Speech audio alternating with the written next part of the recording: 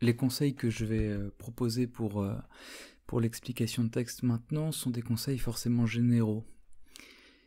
Donc ils peuvent vous servir pour clarifier des points qui n'ont pas été compris ou des aspects de la méthode qui vous semblent un peu obscurs. Mais globalement, en fait, une bonne explication de texte, ça demande de l'entraînement et de la répétition. Donc une recette méthodologique n'a jamais vraiment servi pour pouvoir réussir une épreuve de philosophie. Néanmoins, il y a quelques petits points, quelques petites techniques qui peuvent être utiles. Et c'est ce que je vais essayer de donner dans la mesure du possible. Alors, d'abord peut-être une remarque générale sur le baccalauréat et ce par quoi vous passez, ce par quoi vous êtes évalué. Pour le dire très simplement et très schématiquement, la méthode en philosophie, qu'elle soit dans le cadre d'une explication de texte ou dans le cadre d'une dissertation, la méthode ne vise qu'à produire un seul effet. Et c'est sur ça que vous êtes évalué. En gros, ce que l'on veut en philosophie, c'est que les élèves manifestent dans leur copie une réelle tentative, un réel exercice de réflexion. Ce qu'on veut, c'est que la copie pense, comme on dit. Donc, les différentes techniques, en quelque sorte méthodologiques, elles visent, dans tous les cas et à la fin, à pousser cette réflexion. Mais ce que ça veut dire aussi, c'est que les défaillances méthodologiques d'une copie au baccalauréat ne sont pas dramatiques tant qu'elles ne se font pas au détriment de la pensée, de l'exercice philosophique lui-même. Donc qu'est-ce que c'est l'exercice philosophique lui-même? C'est délimiter les problèmes, les comprendre, que ce soit dans le cadre d'un texte ou dans le cadre d'un sujet de dissertation. Ce sur quoi vous êtes noté, c'est sur votre capacité à rendre manifeste et à clarifier un problème philosophique, à comprendre sa nature, pourquoi est-ce qu'il y a un problème, qu'est-ce qui fait problème. Ça, c'est le premier point. Le deuxième point, c'est vous allez être noté sur la clarté de votre expression. Alors la clarté de l'expression, ça veut dire que vous allez faciliter le travail du correcteur ou de la correctrice. Il n'y a pas d'implicite dans vos phrases, tout est clarifié. Il n'y a pas de concept non défini ou vague. Les exemples ou les références sont toujours explicités au maximum. Et troisième point d'évaluation, on va noter la cohérence de votre copie et sa rigueur argumentative, c'est-à-dire il va falloir que vous fassiez un effort pour que tous les arguments, tous les éléments que vous amenez, on en comprenne la logique. Quand je vous parle là, ou quand vous parlez dans le langage courant, dans la vie en quelque sorte, vous faites l'effort d'articuler votre pensée la plupart du temps pour que les autres vous comprennent. Vous voulez que les autres comprennent l'itinéraire de votre réflexion. Là, c'est exactement la même chose finalement. Bon, au-delà de ces considérations très générales, rentrons un peu dans le vif du sujet. Donc, pour ce qui est de l'explication de texte, le but d'une explication de texte, c'est de rendre compte le plus clairement possible de l'argumentation proposée dans un texte par un auteur ou une autrice. Donc, il ne s'agit pas, et en aucun cas, d'un exercice qui vise à faire émerger la doctrine de l'auteur ou de l'autrice que vous connaissez déjà en amont, mais simplement de rendre explicite l'articulation logique d'un texte et le problème que ce texte essaye de résoudre, qu'il essaye de réfléchir. Donc ça veut dire que l'une des erreurs à ne pas faire, c'est si par hasard vous connaissez l'auteur ou l'autrice du texte et que vous connaissez sa doctrine, ne plaquez pas de façon bête et méchante en quelque sorte ce que vous savez de l'auteur, ne faites pas une fiche sur l'auteur en quelque sorte à la place de l'explication de texte. Évidemment, connaître la doctrine de l'auteur c'est un avantage, mais c'est pas forcément nécessaire pour réussir l'explication de texte, et dans tous les cas, ça doit vous aider en quelque sorte à comprendre le texte, à en éclairer des aspects, mais on ne vous demande pas de faire une fiche. C'est le même principe dans le cadre d'une dissertation. On ne vous demande pas de faire une fiche sur une notion. Ce qui importe, c'est un problème.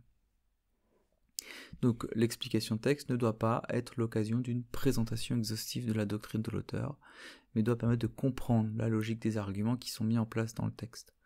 il faut vous mettre en quelque sorte à la place de l'auteur ou de l'autrice pour faire apparaître les rouages argumentatifs, la logique interne du raisonnement et son ambition philosophique.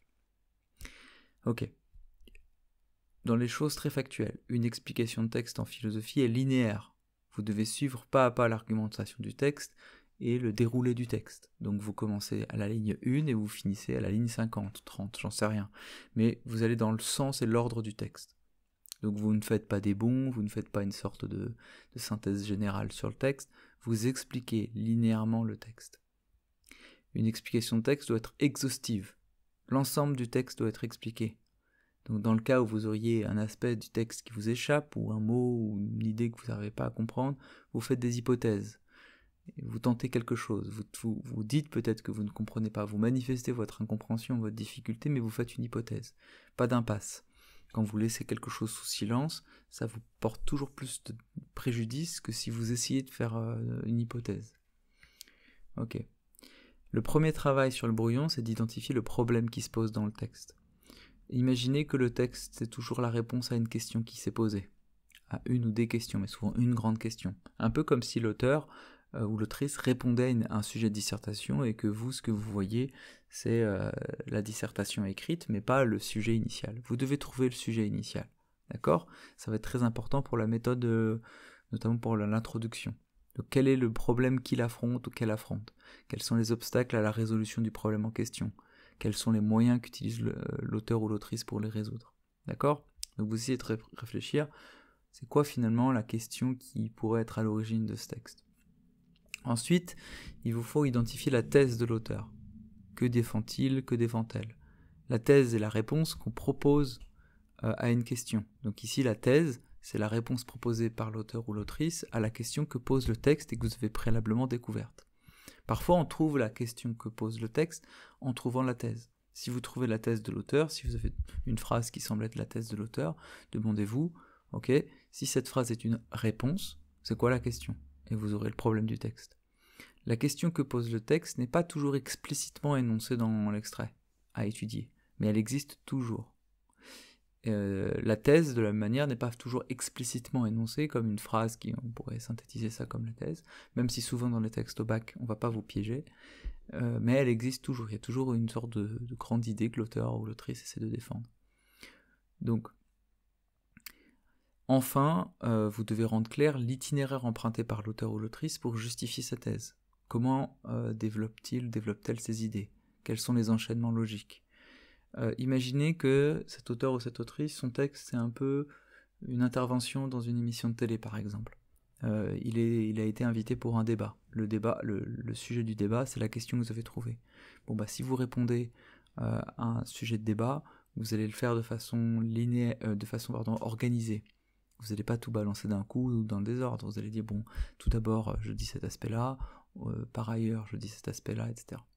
Alors faites bien attention, l'un des défauts souvent qui arrivent chez les candidats, c'est que il arrive assez souvent comme stratégie rhétorique, c'est pas toujours le cas, mais ça arrive, que l'auteur ou l'autrice décide pour introduire sa thèse ou pour pouvoir introduire le problème de rendre compte d'abord de la thèse de ses adversaires. Et parfois, vous ne faites pas un effort de lecture suffisant et vous croyez que c'est déjà son point de vue. Donc faites bien attention à bien lire le texte pour comprendre est-ce que ce qu'il est en train ou ce qu'elle est en train de raconter, c'est sa pensée ou bien la pensée adverse contre laquelle il ou elle va lutter. Ok. Donc, pour ce qui est de la rédaction, je donnerai un exemple après.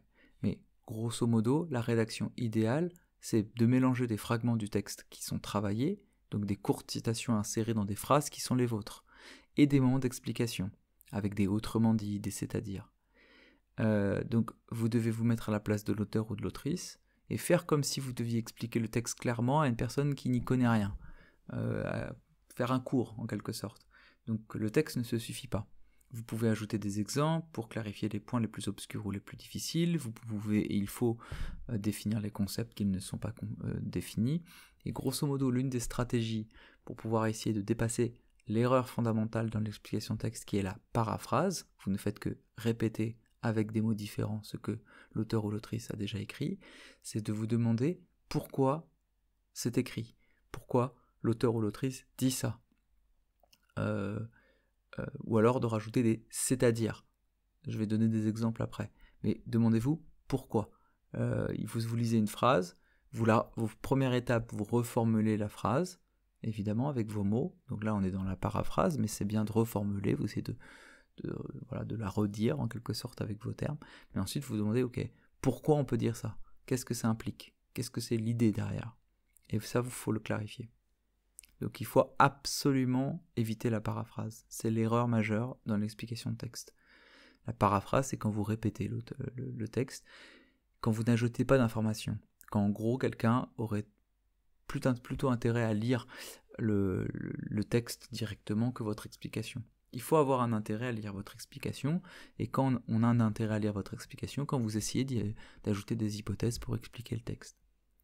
Donc il ne faut pas répéter mot pour mot le texte, il faut le rendre clair, expliquer les termes, expliquer les idées, montrer l'intérêt des exemples utilisés. Par exemple, souvent on fait de l'impasse dans les explications de texte sur les exemples qu'utilisent les auteurs ou les autrices pour donner à sentir leur idée. Non, intéressez-vous à cet exemple, essayez de voir pourquoi il raconte ça. L'une des stratégies pour éviter la paraphrase est de forcer à reformuler d'abord donc avec ces mots le texte, donc on est là dans la paraphrase, et ensuite de se poser la question, je le répète, pourquoi l'auteur, l'autrice écrit-elle cela? Que veut-il ou tel montrer par cette phrase? Qu'est-ce qu'il veut expliquer avec cet exemple, cette idée, etc. En vous forçant dans la rédaction à une structure de ce type, reformulation du texte avec vos mots, puis explication du texte, puis éventuellement exemplification, vous ajoutez un exemple pour montrer votre compréhension du passage que vous expliquez, vous éviterez toujours la simple paraphrase. Et éviter la paraphrase, c'est déjà un grand pas fait pour avoir une note correcte au bac. La rédaction de l'explication de texte est constituée donc d'une introduction où vous montrez que le texte est issu d'un problème et répond à une problématique précise que vous explicitez. Donc vous pouvez aussi dégager les parties de l'argumentation de ce texte, d'accord ? Donc il n'y a pas de ce point de vue-là une différence substantielle entre une bonne introduction de dissertation et une bonne introduction d'explication de texte. Dans les deux cas, l'objectif majeur c'est de faire apparaître le problème. Je vais préciser un peu le point de l'introduction après parce que c'est important. Ensuite, il y a évidemment un développement. Dans le développement, on explicite le texte qui est constitué de parties. Donc les parties, vous allez les repérer dans le texte. Vous pouvez repérer les parties parfois à l'aide des connecteurs logiques. Une partie, c'est un moment de l'argumentation. Ces moments-là, ils sont souvent assez clairement identifiés dans le texte. Intéressez-vous à la structure des paragraphes, intéressez-vous aux connecteurs logiques et évidemment au sens du texte. C'est ça qui compte. Donc, il faut que vous travailliez en amont sur la structure du texte pour identifier les articulations logiques, faire apparaître les moments de rupture, les enchaînements, etc. Donc, au bac, les textes présentent toujours une structure identifiable et peuvent toujours faire l'objet d'un découpage cohérent. Donc, il est tout à fait possible, dans le cadre d'une explication, d'utiliser des exemples qui n'existent pas dans le texte pour faire comprendre à votre lecteur ce qui se dit. Ok ? Donc faites bien attention au mais, au toutefois, au par ailleurs. Donc vous trouvez les parties du texte, et ensuite ça sera les parties de votre développement. Donc pas une partie la première partie de votre développement, ça sera l'analyse de la première partie du texte. À la fin de cette première partie de développement, vous faites une transition, vous expliquez pourquoi on n'a pas tout résolu. Et hop, vous passez à la deuxième. Et enfin, il y a évidemment dans une explication de texte une conclusion, qui va résumer rapide ces deux choses, la conclusion, pas d'ouverture, c'est simplement, vous résumez rapidement l'itinéraire du texte et donc votre itinéraire explicatif, premier point, et deuxième point, vous donnez la réponse de l'auteur au problème qui est posé. De ce point de vue-là, la conclusion est exactement pareille en explication de texte, où on disserte, on résume son itinéraire et on donne la réponse. Ok, maintenant il faut que je précise l'introduction. Ce que je vais dire est valable pour la dissertation et l'explication de texte. Néanmoins, il y a un tout petit rajout pour l'introduction de dissertation. D'explication de texte, pardon. Donc, il y a plein de méthodes d'introduction. Je vous en donne une, celle qui a visiblement marché pour moi. Et vous trouverez sur Internet potentiellement d'autres méthodes, d'autres stratégies. L'essentiel à la fin est toujours le même. L'objectif d'une introduction en philosophie est de faire apparaître ce qui fait problème. D'accord ? C'est pas de définir les concepts. Alors vous pouvez le faire à l'intérieur d'une introduction, Mais la définition des concepts essentiels, elle se fera de toute façon dans le développement. Donc, vous définissez les concepts dans une introduction, si vous en avez envie, si vous en avez l'espace, ou si ça peut aider à faire comprendre le problème. Mais l'essentiel d'une intro, c'est qu'il faut qu'à la fin de votre intro, la personne qui lise votre intro se dise « Ah oui, je vois pourquoi la question se pose. Elle me semble claire. » Donc on ne commence jamais une introduction par une question. En tout cas, on ne dit pas « Nous allons nous demander si… » et puis hop, 2 points, la question de la dissertation ou la question du texte. Il faut qu'on comprenne pourquoi on se demande ça. D'accord ? Donc cet objectif, il est commun à la disserte et à l'explication de texte. Et il est essentiel pour la construction d'une bonne disserte et d'une bonne explication de texte en philosophie. C'est très important, c'est là où vous gagnez beaucoup de points. Alors, donc, faire apparaître le problème, qu'est-ce que ça veut dire ? Ça signifie que le sujet de dissertation ou le problème du texte que vous devez traiter ne doit pas être pris comme un simple énoncé ou comme une simple consigne qu'il faut traiter. En amont de la rédaction d'une introduction pour l'explication de texte, il est nécessaire d'avoir identifié le problème du texte dont je vous parlais tout à l'heure. Donc, le problème du texte est la question, explicitement énoncée ou non, à laquelle l'auteur répond dans le texte. Sa réponse, c'est la thèse qu'il énonce. Pour trouver le problème du texte, il faut trouver la thèse de l'auteur, qui est énoncée dans le texte, c'est qui est la réponse au problème du texte. Ça, c'est une technique. Vous trouvez la thèse, c'est la réponse. Donc vous pouvez imaginer quelle était la question. Je vous donne un exemple. Par exemple, quand Spinoza écrit dans un extrait célèbre, telle est cette liberté humaine que tous se vantent de posséder et qui consiste en cela seul que les hommes ont conscience de leur appétit et ignorent les causes qui les déterminent. En fait, si on analyse un peu, il énonce sa thèse. Sa thèse, c'est « le libre arbitre est une illusion qui résulte des insuffisances de la conscience humaine ». On croit être libre parce qu'on ne comprend pas ce qui nous détermine. À partir de cette thèse, le libre arbitre est une illusion qui résulte des insuffisances de la conscience humaine. À partir de cette thèse, on peut deviner la question qu'il se posait. Puisque on peut se dire, ok, cette réponse, c'était quoi, répondait à quoi ? Peut-être la question c'était, qu'est-ce que le libre arbitre ? Par exemple. Donc, vous pouvez remonter à une question par la thèse. Une fois qu'on a découvert cette question et que nous comprenons quel est le problème du texte que nous devons étudier, alors nous pouvons travailler notre introduction d'explication de texte exactement comme une introduction de dissertation en prenant simplement le problème du texte, ici, qu'est-ce que le libre arbitre, par exemple, comme s'il s'agissait de notre sujet de disserte à introduire. Il existe de multiples manières d'introduire une question en philosophie. Mais l'une des techniques les plus simples et les plus efficaces à mon sens pour commencer se structure ainsi. Premier temps, donc vous commencez une dissertation comme ça. Vous partez de la réponse spontanée qui vous vient quand vous lisez la question. Vous ne parlez pas de la question, vous ne la dites pas pour l'instant. Vous faites comme si vous faisiez une idée, vous aviez une idée soudain. Et cette idée, c'est la réponse logique, spontanée qu'on peut avoir sur la question que vous avez trouvée. Par exemple, si je veux introduire la question « Qu'est-ce que le libre arbitre ?» Voici comment je pourrais commencer ma disserte, ou mon explication de texte en l'occurrence, mon explication de texte. Je vous le lis. Le libre arbitre est d'abord le nom que nous donnons à la faculté pour une conscience de se déterminer soi-même, de décider par elle-même de ses orientations.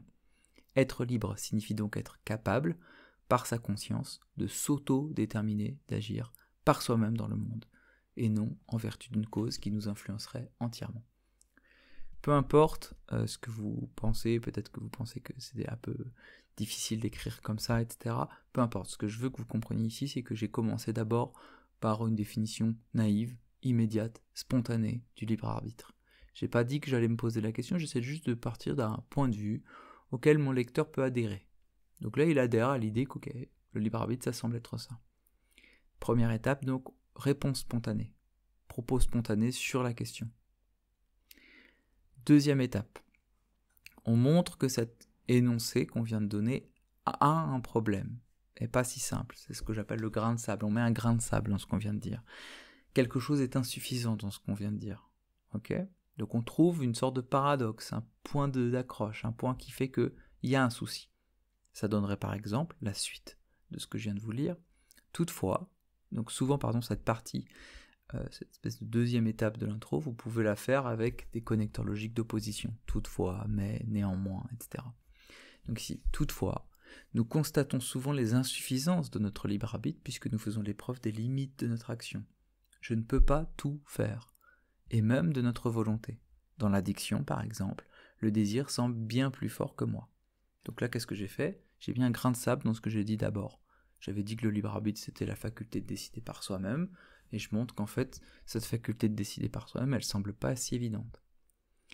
Donc là, on a un paradoxe, on a une sorte d'opposition. Et donc là, émerge un problème pour la personne qui vous lit. Elle comprend qu'il y a un souci. Donc, troisième étape, on fait apparaître ce problème. On construit le problème en montrant que la confrontation de ces deux solutions, de ces deux idées, on va dire, n'est pas satisfaisante. Voilà ce que ça pourrait donner. Un paradoxe apparaît donc entre le sentiment que nous éprouvons d'être libres, la définition que nous en donnons comme conscience libre, et le fait empirique des limites de cette liberté. Comment comprendre que la liberté, qui apparaît si clairement à notre esprit, soit si souvent empêchée en pratique? Cela réduit-il notre liberté à néant, ou bien faut-il nuancer notre définition de la liberté? Au fond, qu'est-ce que la liberté? Donc là, vous voyez, ma question, elle n'apparaît qu'à ce moment-là, une fois que j'ai fait comprendre d'où elle venait, pourquoi elle existait. Dans le cas d'une explication texte, on ajoute une quatrième étape qui consiste à énoncer rapidement la thèse de l'auteur qu'on va étudier, sa réponse à sa thèse. Un tel problème, je vous cite la suite de mon intro, un tel problème est précisément celui que Spinoza affronte dans cet extrait, où il cherche à démontrer que le libre arbitre est une illusion qui résulte des insuffisances de la conscience humaine. Cinquième étape, on annonce le plan. Dans le cas d'une explication de texte, le plan va suivre les parties du texte. D'accord? Donc ça donnerait un truc du style, pour parvenir à sa thèse, Spinoza cherche d'abord à, là on imagine le titre de la première partie, qui serait le titre que vous avez donné à la première partie du texte que vous avez repéré, avant de démontrer que, titre de la deuxième partie, pour enfin parvenir à la conclusion que, titre de la troisième partie du texte. Il peut y avoir plus ou moins de 3 parties dans un extrait. D'accord? Là, c'est à titre d'exemple. En fait, la plupart du temps, il y a quand même 3 parties dans un texte de baccalauréat, mais c'est pas tout le temps vrai. Donc, globalement, l'introduction ne doit pas être très longue, mais elle doit être efficace. Pas très longue, c'est en termes de taille, 2/3 d'une copie, 2/3 d'une première page. D'accord? Entre la moitié et les 2/3 d'une première page. Il faut à la fin de l'introduction que le problème que vous allez traiter semble être effectivement un problème pour vous et pour le correcteur ou la correctrice. Donc il est inutile de chercher des accroches un peu classe si vous n'en trouvez pas, d'accord? C'est pas grave de ne pas avoir une introduction avec une accroche. Vous rentrez directement dans le vif du sujet. Donc évitez toutes les formulations du style de tout temps les hommes, etc. En général, en philosophie, on va refuser par principe tout ce qui est affirmé comme une vérité générale sans discussion. Donc voilà. Donc ensuite, pour la structure du développement, votre but, ça va donc être de clarifier les éléments du texte, comme je l'ai dit tout à l'heure. Voilà ce que je pouvais dire en termes de méthode générale sur l'explication de texte. Je mets si j'ai la place, je ne sais pas si j'ai la place, mais je mets en description de cette vidéo YouTube un exemple d'explication de texte rédigée pour que vous puissiez faire une idée de à quoi ça peut ressembler.